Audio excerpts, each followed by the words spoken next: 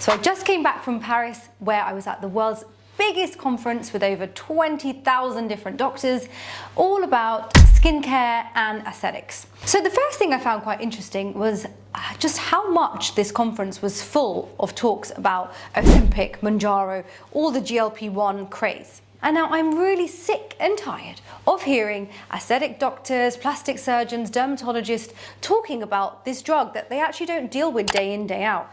So I really sought hard to find unbranded talks on the Ozempic and Mounjaro craze and how it actually affects my patients that I see in clinic. And I didn't want to hear this from a brand that's selling me different types of fillers or different types of skin boosters to help with the laxity or the Ozempic face that's going on. I wanted to hear it from the endocrinologists or the gastrointestinal specialists that use this drug day in, day out and know it like the back of their hands. So now, why is Ozempic, Mounjaro, GLP1 such an important part of my day in, day out work?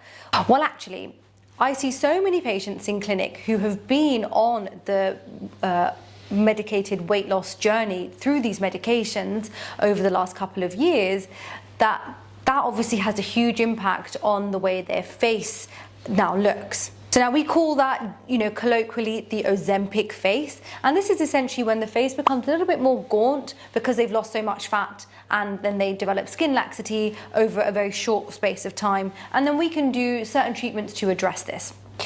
But what I wanted to know is exactly what is happening and how this drug is being used and whether or not this drug is something that should even be used in this general population. So I fought my way through these thousands of doctors, literally it felt so claustrophobic at times, to find these unbranded talks. And I found this one, and it was delivered by this wonderful endocrinologist who is essentially a diabetes doctor, who was talking about how she uses these GLP1 receptor agonists, or Ozempic, Mounjaro. So she uses these for her diabetic patients and also obese patients. So she was really doing a deep dive into the actual data, and I found this really quite shocking. So what most people might not know is where everyone says that these drugs have been used for years and years and years and they have such excellent outcomes on cardiovascular risk, weight loss, and even just sort of your metabolism. Actually, all of the studies are all done on diabetic patients or obese patients. So these people generally have a lower level of the GLP-1 in their bodies, so when you replace that, then they can have the weight loss and the effects on their cardiovascular health. But what happens when you give someone who has a normal level of GLP-1, so the normal population, someone who's trying to go from a size 12 down to a size 6, for example, a healthy person, how does the GLP-1 receptor agonist or the Mounjaro and Ozempic affect these people? Well, the answer is we don't know. We can see over the last couple of years that people have been noticing great weight loss and they're feeling really good about themselves because they're fitting into the dresses that they wanted to. But we don't know the short or the long-term effects of this medication on the generic population because there are not enough studies on this. And actually, even the studies that there are on the diabetic and obese population, the longest term study on this is only 3 to 4 years.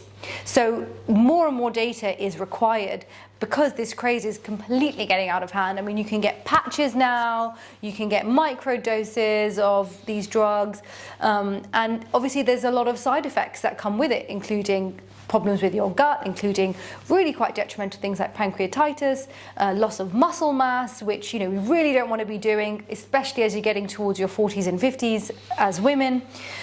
So it was a really balanced argument, giving the facts, which were, look, it's giving some really good results in that normal population of non-diabetic and non-obese patients, but we don't actually know the long-term or even the shorter-term outcomes of patients using this. But in that other cohort, we do know, and we know factually, and it's driven by evidence and data, that it is effective. And even the 4 to 3, 4, 5 year long studies have shown that there is a good side effect profile for these patients and long-term outcome. So just to summarize, all of this research and data is in the diabetic and obese population, not in the population of patients that have a healthy weight and that are non-diabetic. So whilst we're seeing nice results anecdotally and through our friends of friends of friends and celebrities, we don't know what the side effect is in this profile of patient. So has there been no studies on Ozempic with individuals that are at a normal weight and healthy lifestyle? So there are some, but they're not of good quality. So there are case studies and just sort of generally stories about it, but there's no randomized control trials or meta-analyses. These are the two that are considered the best form of research. So for example, a randomized control trial will consist of, say you have 1,000 patients, they'll randomly, and the people running the trial won't know, 500 of them will get a placebo drug and 500 will get the Ozempic.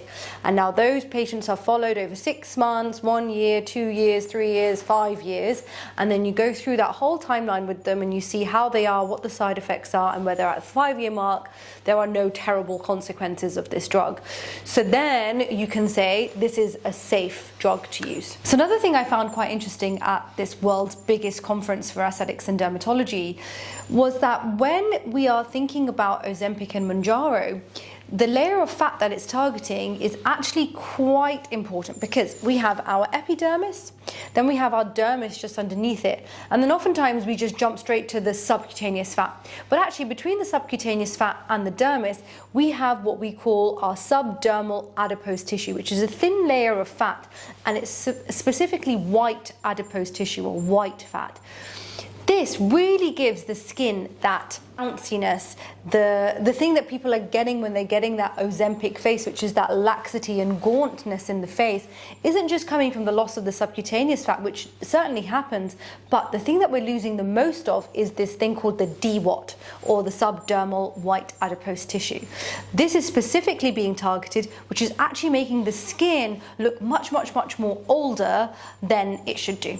So thanks for watching this video. Stay tuned for my next video about this conference, and where I actually met the woman who discovered Botox and the man who invented, the chemist, and who made over the last 15 years the world's newest, and something that's really going to revolutionize this industry, the newest toxin.